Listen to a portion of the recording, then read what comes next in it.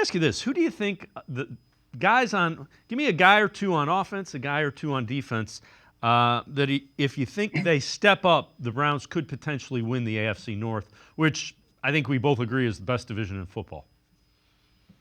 Well, I think offensively, even though it's, he's always on the list. It's got to be Deshaun Watson. He's got to play at that level where he's with Lamar Jackson and Burrow.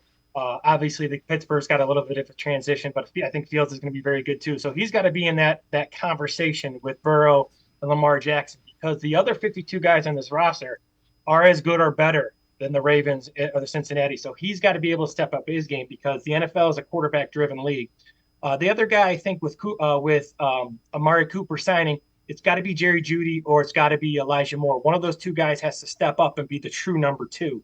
You know what you're going to get out of Njoku. You know what you're going to get out of the run game with that offensive line. Chubb will be back, but I think with Foreman and Ford, they have a solid backfield. It's what are they going to get out of that true number two receiver? And whoever that number two receiver is then makes that number three receiver even better, because they're competing for the number two spot. So for me on offense, it's Watson and trying to find that true number two guy. On defense, big guy for me is Juan Thornhill.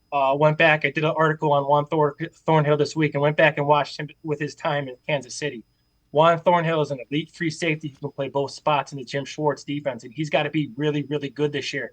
That calf injury he had last year really hurt his ability to drive on the football, cover space, tackle, things like that. So I think he comes back 100% healthy. That's key. He's my number one. And then JOK. Obviously, JOK doesn't seem like a stretch, but I think JOK has now got to get himself in the discussion as the top linebacker in the NFL. If you have that defensive line, Hicks, who's solid, then you talk about a guy who can be top 2 or 3 linebackers in the league. With the secondary the way it is, that's how the defense gets better. So those are my 4 guys, with Jeudy and Moore being one of those 2 guys that got to step up. Those 4 guys do that. I think the Browns become very tough to beat.